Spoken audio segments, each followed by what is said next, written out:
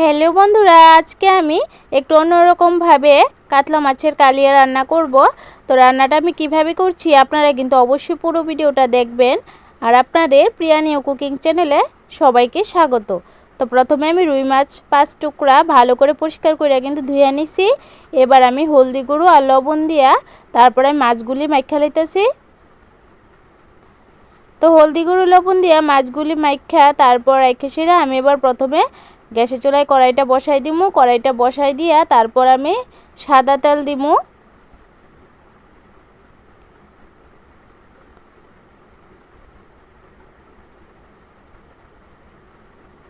তো সাদা তেল দিয়ে দিলাম, তেলটা ভালো করে গরম হয়ে গেছে গা। এবার আমি এখানে 2টা পেঁয়াজ কুচি কুচি করে কাটতে রাখছিলাম। এবার আমি পেঁয়াজগুলি ভাজা পেঁয়াজের বেরেস্তা বানাইলামও। তার লেগে গরম তেলের মধ্যে পেঁয়াজগুলি দিয়ে দিছি।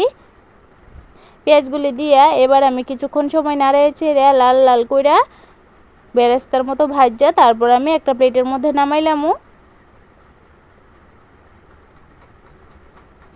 তো পেঁয়াজগুলি ভাজা হয়ে গেছে গা। এবার আমি বেরেস্তাগুলি নামাই লাইতাছি। এবার আমি পেঁয়াজ ভাজা তেলের মধ্যে কিন্তু মাছগুলি ভাজলামও। তার লেগে পেঁয়াজগুলি নামাই লই, নামায় তারপর আমি এক এক করে মাছগুলি দিয়ে দিমু। তো এবার আমি এক এক কইরা সমস্ত মাছগুলি দিয়ে দিতেছি। দিয়া তারপর কিন্তু আমি মাছের এই পিঠ ও পিঠ ভালো করে লাল লাল করে ভাজা মাছগুলি আমি নামাইলামও।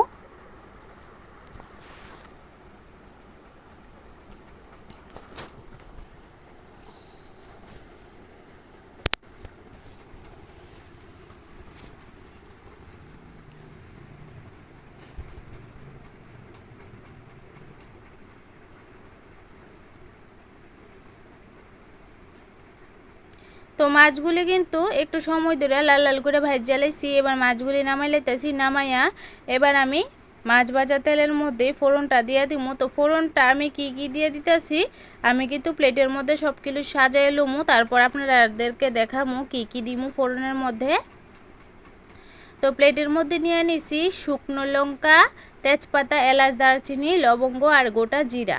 এবার আমি ফোড়নটা গরম তেলের মধ্যে দিয়ে দিলাইছি। দিয়ে এবার নাড়াই চাড়ে ফোড়নটাকে হালকা কইরা ভাজলামু। ফোড়নটা কিন্তু একদম পুইরা লেলে ভালো লাগতো না, ফোড়নটা হালকা জন ভাজা হইব। তারপর দিয়ে দিমু এখানে পেঁয়াজ বাটা আর আদা বাটা।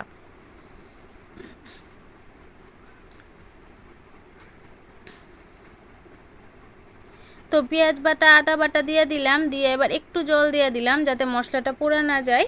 তো এবার আমি ভালো করে কিন্তু নাড়িয়ে চেড়ে মশলাটাকে একটু সময় ধরে মশলা কাঁচা গন্ধ যাওয়া অবধি নাড়িয়ে চেড়ে লইছি। এবার আমি হলদি গুঁড়ো তারপর লঙ্কা গুঁড়ো আর আমি দিয়ে দিমু অল্প একটু জিরা। তো অল্প একটু জিরার গুঁড়োও দিয়ে দিলাম। দিয়ে এবার আবারও মশলাটা একটু নাড়িয়ে চেড়ে এলামও।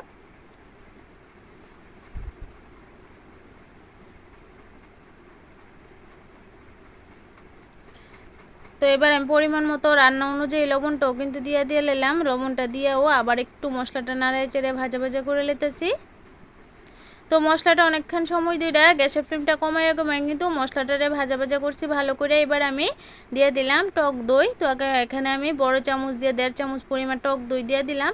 তো অবশ্যই কিন্তু টক দইটা দেওয়ার সময় গ্যাসের ফ্লেমটা একদম কমায়া তারপর টক দইটা দিতে হবে। টক দইটা দিয়ে কিন্তু সাথে সাথে ভালো করে নাড়িয়ে চেড়ে লাইতে হইব, নাহলে কিন্তু টক দইটা ফাইটতে যাবো আর একদমই কিন্তু ছানা ছানা ভাব হয়ে যাবো, রান্নার মধ্যে ভালো লাগতো না।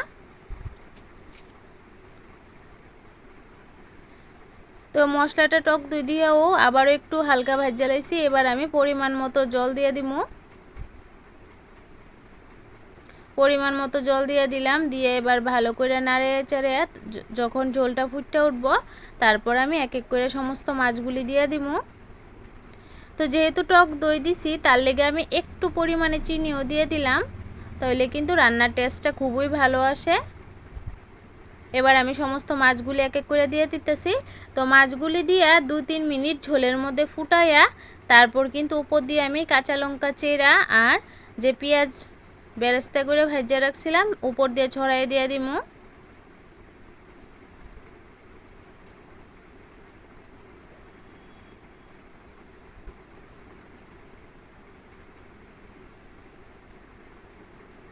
তো দিয়ে দিলাম। দিয়ে এবার আরও 2 মিনিট কাঁচা লঙ্কা বেরেস্তাটা দিয়ে ঝোলটারে আরও 2 মিনিট ফুটাইয়া তারপর আমি গ্যাসের ফ্লেমটা অফ করে দেবো।